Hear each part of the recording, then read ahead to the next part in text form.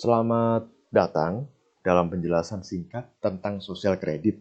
Semoga dengan penjelasan ini nantinya saudara-saudara dapat memahami sosial kredit secara sederhana.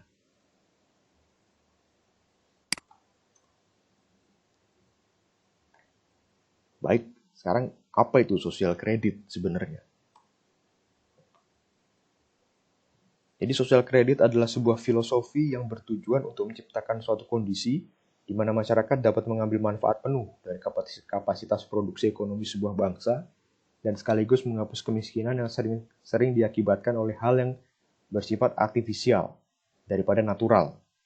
Nah, maksudnya adalah banyak banyak ketidaksejahteraan itu bukan karena hal-hal yang natural ya, bukan karena suatu negara itu kekurangan makanan atau kekurangan sumber daya, tapi seringkali karena kekurangan uang. Nah itu, jadi tidak ada permasalahan dalam hal natural, tapi ada permasalahan dalam artifisial, uang ya. Karena uang itu buatan, bukan natural.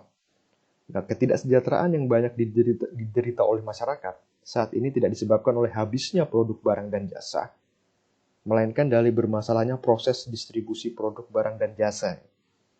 Hanya kalau kita perhatikan, produk barang dan jasa melimpah, di supermarket melimpah, pertanian melimpah apapun. Tapi dengan melimpahnya produk barang dan jasa tersebut, masyarakat masih banyak mengalami ketidaksejahteraan. Ini berarti aneh. Nah, dalam analisa sosial kredit, permasalahannya adalah berada pada proses distribusi produk barang dan jasa. Oke, nanti itu akan dijelaskan. Baik, ini sederhana saja, jadi produksi berjalan sesuai dengan pesanan yang diterima. Pesanan-pesanan tersebut dikondisikan oleh daya beli konsumen atau masyarakat, dan daya beli tersebut bergantung dengan seberapa banyak uang yang dimiliki oleh masyarakat. Jadi kalau misalnya masyarakat daya belinya lemah, ya pasti juga produksinya nanti juga akan bisa melemah juga, karena produsen kan juga memperkirakan mereka tidak mau juga memproduksi barang dan akhirnya tidak terbeli dan mereka akhirnya rugi juga nanti. Sosial kredit memberikan formulasi ilmiah yang akan selalu mengkompensasi kesenjangan yang muncul antara harga dari produk yang ditawarkan ke masyarakat dan uang yang ada di tangan masyarakat yang menginginkan produk yang mereka butuhkan. Oleh karena itu, sosial kredit tidak menciptakan inflasi maupun deflasi, tapi secara otomatis menjaga keseimbangan antara harga produk dan daya beli. Sosial kredit menempatkan uang sebagai pelayan manusia. Kalau sekarang kan manusia sebagai pelayan uang di sistem yang sekarang. Sosial kredit akhirnya membuat uang kembali menjadi fungsinya, yaitu untuk memfasilitasi penjualan hasil produksi dan pemuasan kebutuhan konsumen sejauh sumber daya alam dan perindustrian mampu untuk memenuhi. Jadi apa yang mungkin secara fisik ya, harus mungkin juga secara finansial. Jadi misalnya sumber daya alam ada, kemampuan teknis ada, itu aspek finansialnya pun juga harus mendukung hal tersebut untuk dijalankan. Jadi tidak bisa produksi atau pembelian mandek hanya karena nggak ada uang, itu tidak bisa.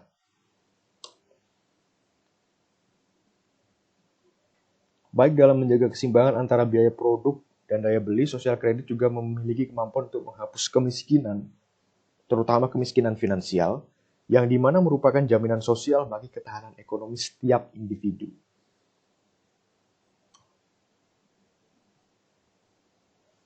Sekarang kita masuk membahas harta atau kekayaan. Ini ada dua tokoh, Santo Thomas Aquinas dan Aristoteles. Mereka berdua membagi harta atau kekayaan menjadi dua jenis, yaitu kekayaan asli, real wealth, dan kekayaan artificial, artificial wealth. Kekayaan asli atau real wealth adalah segala hal yang dapat memenuhi kebutuhan-kebutuhan alami manusia, seperti makanan, minuman, pakaian, tempat tinggal, alat transportasi, dan lain-lain. Intinya memang secara natural bisa memenuhi kebutuhan hidup manusia, itu kekayaan asli, kekayaan ekonomi asli kalau menurut Santo Thomas Aquinas dan Aristoteles. Sedangkan kekayaan artifisial, kekayaan mungkin ilusi atau buatan, adalah hal yang dia tidak dapat secara langsung memenuhi kebutuhan alami manusia, seperti uang. Nggak bisa secara alami, misalnya saya lapar terus makan uang, kan nggak bisa. Nggak bisa mengenyangkan saya, nggak bisa memberikan instruksi saya, nutrisi kepada saya. Namun uang diciptakan oleh manusia untuk mempermudah perdagangan dan pengukur harga atau nilai barang yang dijual. Nah, dia tidak secara langsung uang itu bisa memenuhi kebutuhan manusia. Jadi dapat disimpulkan bahwa kekayaan sesungguhnya adalah setiap produk, barang dan jasa yang memang dapat secara langsung memenuhi atau memuaskan kebutuhan-kebutuhan manusia. Sementara uang merupakan instrumen yang hanya dapat berfungsi jika ada produk, barang, dan jasa yang dapat dibeli oleh uang tersebut. Jadi misal kita punya uang 1.000 triliun, tapi kalau tidak ada barang, produk, barang atau jasa yang bisa dibeli, uang 1.000 triliun itu juga nggak akan ada gunanya. Nah, makanya disebut sebagai kekayaan artifisial tadi. Nah, uang pun juga merupakan instrumen politik dan hukum yang hanya akan berfungsi sejauh ada kekuatan politik dan hukum suatu negara atau kerajaan yang mampu untuk mendukung berfungsinya uang tersebut. Itulah kenapa Aristoteles mengatakan uang itu diciptakan oleh hukum. Dia selalu diciptakan oleh otoritas politik tertentu ya, bisa negara, bisa kerajaan, atau apapun itu, yang nantinya uang tersebut dikontrol oleh otoritas tertentu. Jadi semacam menjadi infrastruktur publik untuk masyarakat melakukan perdagangan dengan uang tersebut. Nah, hal tersebut pun membuat kondisi stabilitas atau instabilitas politik suatu negara juga akan mempengaruhi mata uang negara tersebut.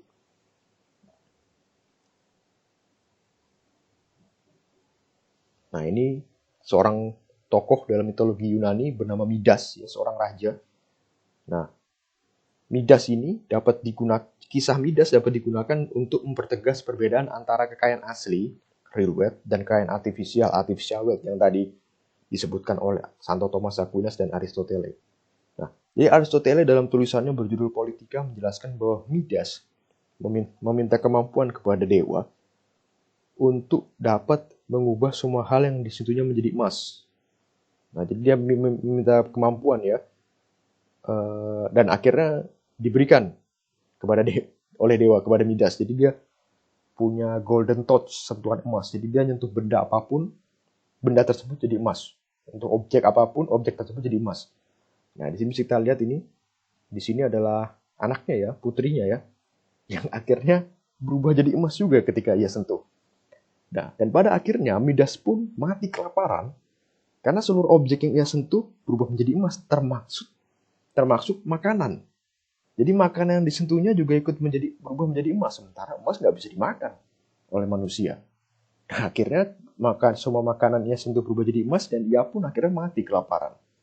Nah, dari kisah ini dapat ditegaskan ya bahwasanya kekayaan ekonomi sesungguhnya itu ya produk barang dan jasa dan bukan uang atau emas. Itu hanya kekayaan artifisial tadi, kekayaan buatan yang tanpa produk barang dan jasa uang nggak ada gunanya. Namun makanan, air, apapun itu, ya produk kekayaan asli tadi, dia tanpa uang masih bisa berguna. Tapi uang tanpa produk barang dan jasa asli, ini uang nggak ada gunanya.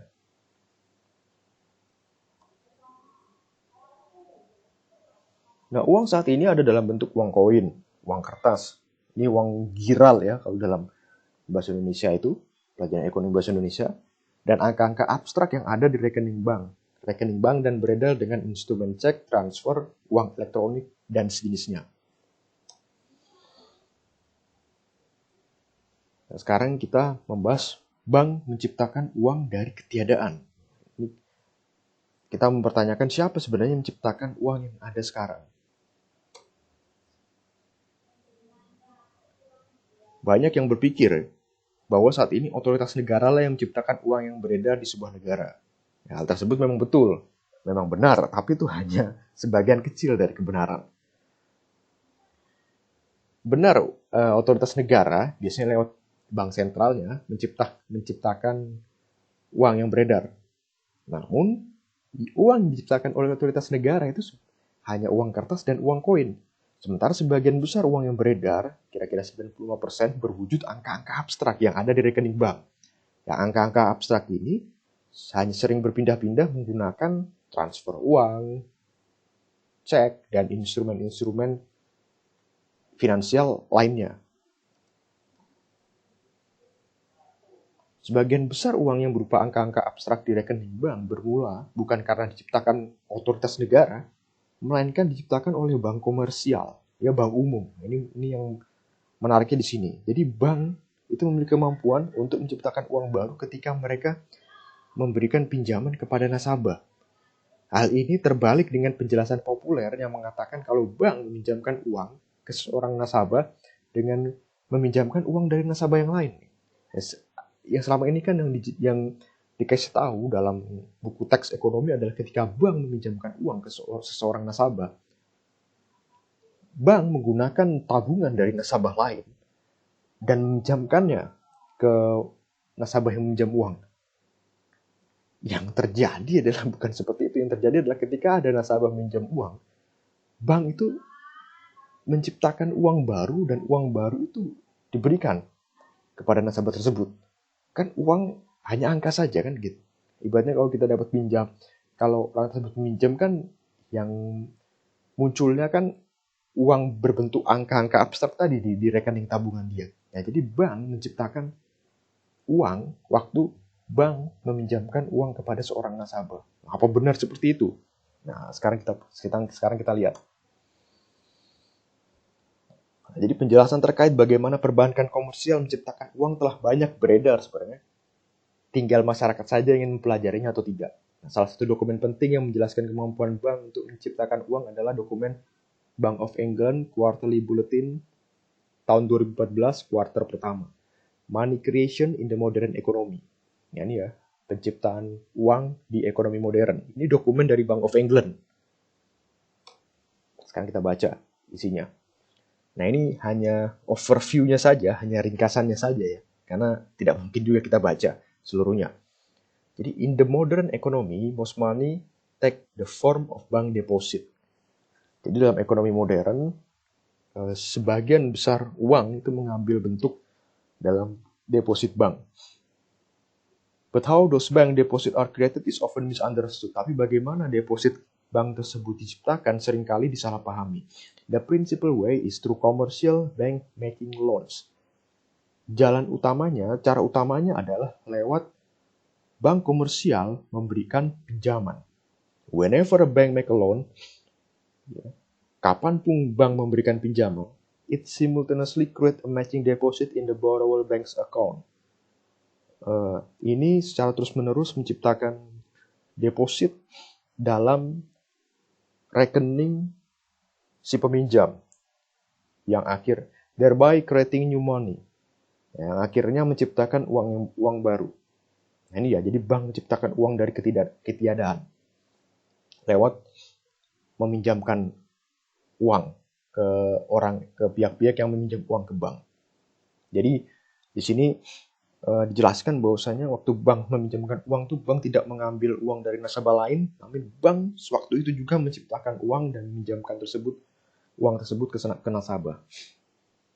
Nah, ini kalau dalam sosial kredit disebut monopoly of credit atau monopoli penciptaan uang, di mana uang yang sebenarnya instrumen infrastruktur publik uang itu kan harusnya dia benda publik, dia harusnya diciptakan oleh otoritas politik yang berwenang, ya, misalnya negara. Tapi di sini malah yang terjadi saat ini adalah sebagian besar uang malah diciptakan bukan oleh otoritas negara, namun lewat pihak swasta kan gitu. Karena sebagian bank bentuk swasta, sebagian besar. Nah, ini yang menjadi permasalahan di sini jadinya. Ini beberapa tokoh penting juga. Yang pertama ada Sir Mervyn King. Sir Mervyn King ini gubernur Bank of England tahun 2003 sampai 2013. Ya, pernyataannya dia, ketika bank memberikan pinjaman kepada pelanggan mereka menghasilkan uang dengan mengkredit rekening pelanggan mereka. Lalu selanjutnya ada Martin Wolf, anggota Independent Commission on Banking. Dan dia berkata, inti dari sistem moneter kontemporer, sistem moneter saat ini, adalah penciptaan uang dari ketiadaan oleh perbankan swasta.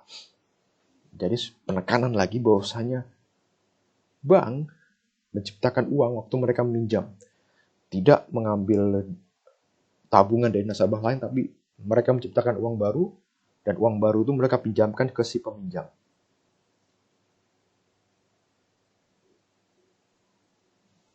Ini pernyataan cukup terkenal dari Mayer Amschel Rosset, ya, tokoh penting dalam sejarah perbankan modern. Dia bilang, izinkan saya menciptakan dan mengontrol uang suatu negara, dan saya tidak peduli siapa yang membuat hukum-hukumnya.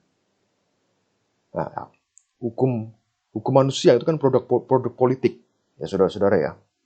Dia dibuat dan dikendalikan oleh kekuatan politik yang berkuasa. Nah, di dunia modern ini, uang sendiri memiliki kekuatan yang sangat besar dalam perpolitikan. Jadi kalau misalnya orang yang mengkontrol kekuatan keuangan, otomatis dia bisa mengkontrol kekuatan politik, otomatis dia bisa mengkontrol hukum. Hukum manusia bisa diedit sesuai siapa yang sedang berkuasa. Jadi kalau ada yang bisa mengkontrol kekuatan keuangan, akhirnya dia nanti bisa merubah hukum-hukum sesuai dengan apa yang diinginkan. Bahkan hukum yang katanya hukum paling atas pun, seperti undang-undang dasar misalnya, suatu negara, konstitusi, itu pun bisa diamandemen. Kalau sudah punya kekuatan pun, bahkan konstitusi dasar sebuah negara bisa mereka rubah-rubah sesuai dengan keinginan mereka.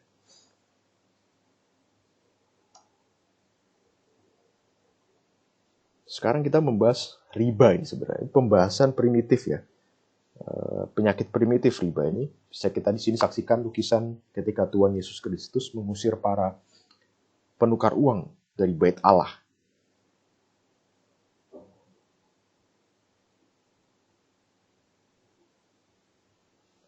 Lagi Santo Thomas Aquinas dalam tulisan Summa Theologiae serta Aristoteles dalam tulisannya Politika mengutuk praktik ribawi sebagai perbuatan yang bertentangan dengan natural law, hukum kodrat atau hukum alam. Jadi praktik ribawi itu menciptakan permasalahan matematis, di mana jumlah total seluruh riba yang secara umum berbentuk bunga pinjaman mustahil untuk dibayarkan oleh seluruh masyarakat.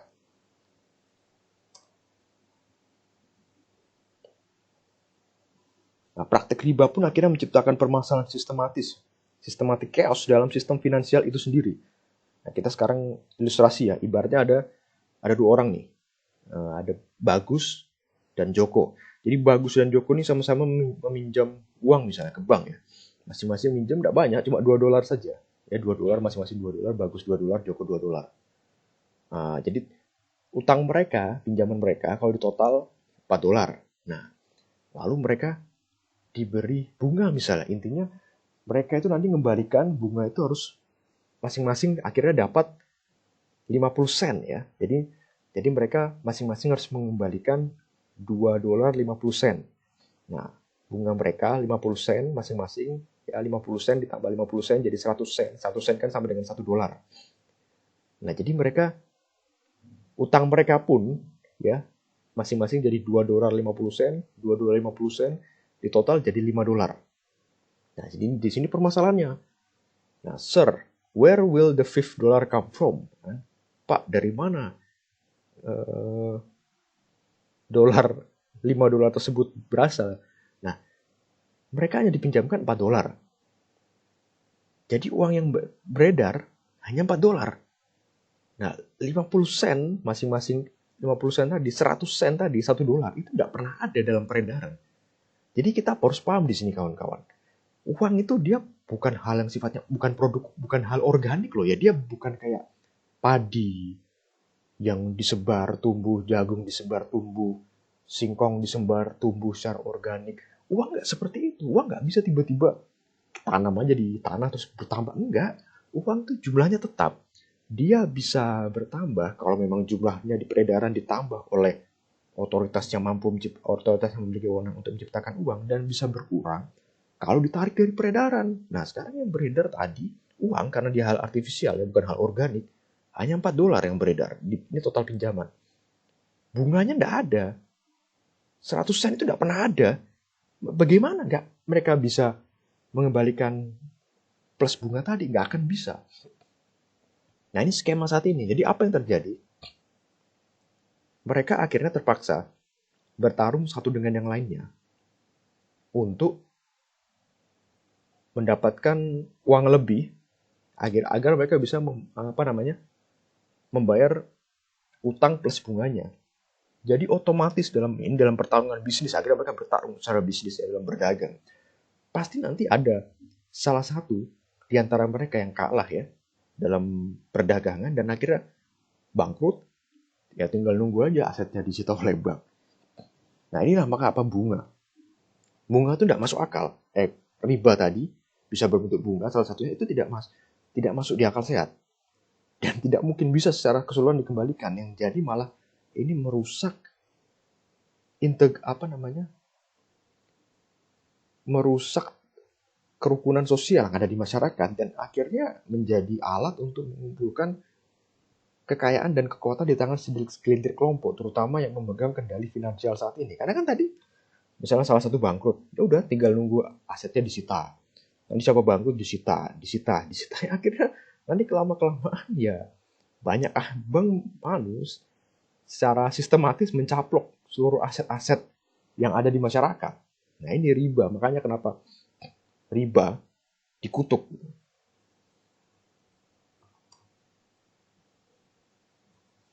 Nah, ajaran maupun tradisi gereja Katolik sendiri dari awal telah mengutuk praktek riba dalam keuangan.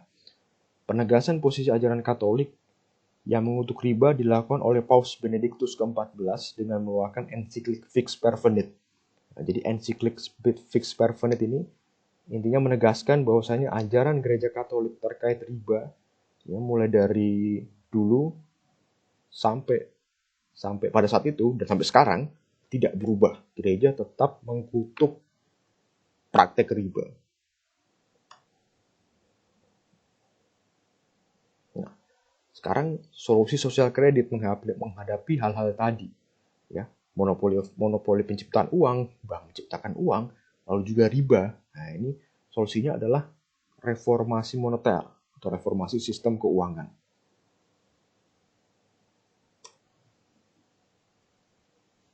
Nah, jadi reformasi moneter sosial kredit secara sederhana bisa dilakukan dengan 3 cara. Nah, yang pertama adalah melalui mendirikan ini nanti National Credit Office atau Otoritas Kredit Nasional, Compensate Discount atau diskon yang dikompensasi, dan National Dividend atau dividen nasional.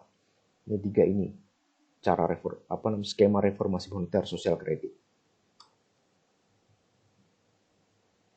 Nah, ini kota pertama, National Credit Office atau tadi Otoritas Kredit Nasional ya.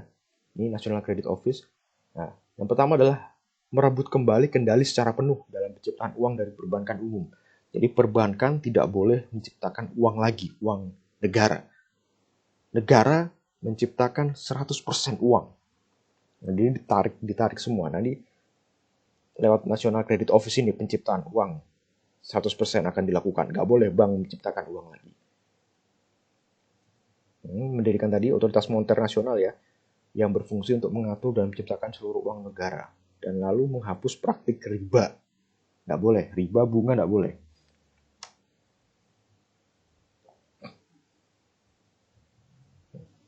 Dalam skema reformasi moneter sosial kredit, bank kehilangan kemampuan untuk menciptakan uang dari ketiadaan tadi. Lalu praktik riba dalam bentuk bunga pinjaman dilarang. Jadi pertanyaan gini, loh, kalau gitu bank untungnya dari mana? Bank itu tanpa bunga sudah untung. Karena kenapa? Karena banyak fee administratif. Itu bukan bunga loh, yang itu harus dibayarkan oleh yang nasabah dalam ketika mereka menggunakan layanan-layanan perbankan. Kan pasti ada fee-nya itu, ada fee uang jasa tadi yang harus dibayarkan. Itu bank nanti hanya akhirnya bisa mendapatkan keuntungan dari situ. Bunga pinjaman, riba, tidak boleh. Dilarang, dihapuskan. National Credit Office sebagai pencipta sekaligus sumber pinjaman finansial bagi produsen. Nah, nanti kalau misalnya ada yang mau minjam, jadi misalnya ada produsen ya, pembisnis mau minjem uang, bank nggak bisa lagi menciptakan, karena bank tidak bisa menciptakan uang. Jadi nanti ini industri ya, bank harus mengambil uang dari National Credit Office. Dia harus meminta dana, nah dananya seberapa, baru dana tersebut disalurkan ke pembisnis yang ingin meminjam uang. Jadi bank murni hanya sebagai mediator, ya. Dia mediator, intermediary antara National Credit Office dan industri. Dia nggak bisa lagi menciptakan uang seperti yang dilakukan saat ini. Perbankan tidak boleh menciptakan uang dan harus meminta dana dari National Credit Office jika ingin meminjamkan uang ke nasabah.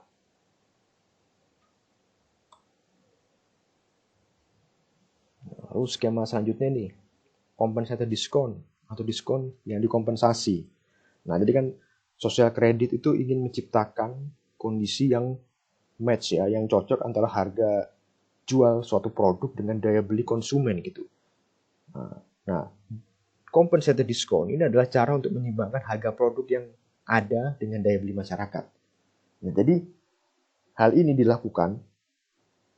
dicapai dengan mengkompensasi para penjual atau retail yang memberi diskon pada produk-produk yang mereka jual. Jadi misalnya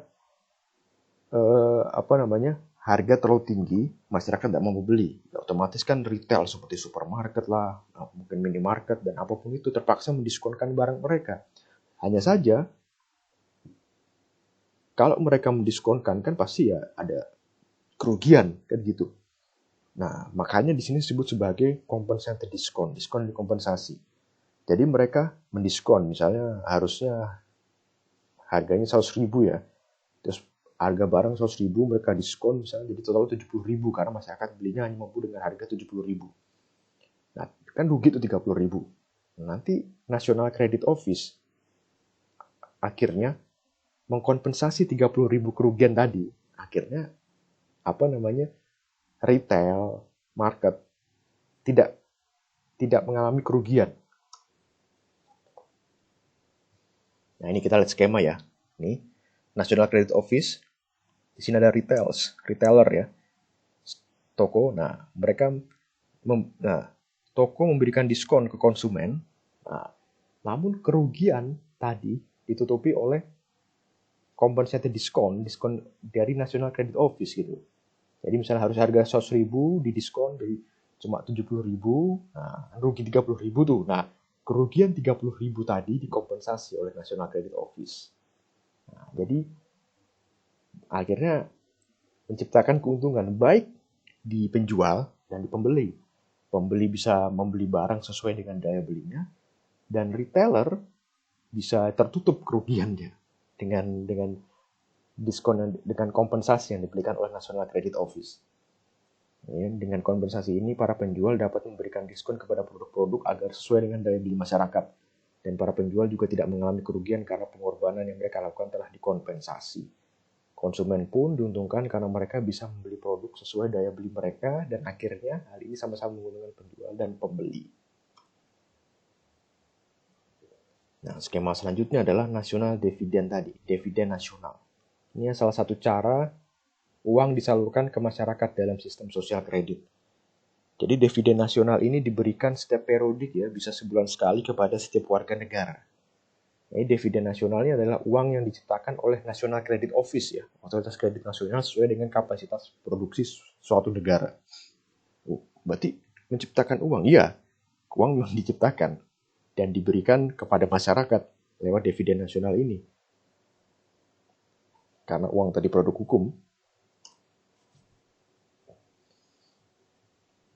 Nah, terus ini misalnya muncul pertanyaan loh, kalau misalnya masyarakat diberi uang per periodik ya, apakah mereka nanti malah jadi malas, tidak bekerja? Nah, ini dijelaskan di sini. Jadi dividen nasional tidak akan membuat masyarakat menjadi malas karena dividen nasional bersumber dari kapasitas produksi suatu bangsa. Jadi nilai dari dividen nasional ya, ini ibarat kayak semacam BLT gitu ya. Ibarat saja. Namun uang yang diciptakan oleh National Credit Office, yang ini dividen, itu dia sesuai dengan produktivitas negara tersebut. Jadi semakin tinggi produksinya yang ada, dividen nasional yang akan diberikan kepada masyarakat, kepada warga negara juga semakin tinggi.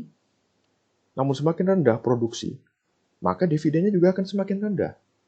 Lalu kalau misalnya masyarakat betul-betul malas gak kerja sama sekali ya, gak ada produksi sama sekali, ya sudah, gak ada dividen. Jadi ini sama sekali tidak membuat ciptakan masyarakat malas dan sejenisnya, karena dividen disesuaikan dengan produksi. Produksi tinggi, dividen tinggi, produksi rendah, dividen rendah, produksi nol ya wes, dividen nol juga. Nah, jadi tidak akan menciptakan kemalasan dalam masyarakat. Malah makin memfasilitasi kegiatan ekonomi yang kekeluargaan kan gitu. Nah, jadi tadi secara singkat ya, skema yang ditawarkan oleh Social Credit. Jadi pertama, menciptakan ini National Credit Office ya, yang nanti akan mengambil seluruh penciptaan uang dari perbankan komersial. Lalu bank tidak boleh menciptakan uang. Jadi misalnya ada bisnis mau pinjam uang, bank itu harus memintanya dari National Credit Office lalu menyalurkannya ke industri. Jadi bank hanya sebagai mediator antara National Credit Office dan industri. Oh maaf.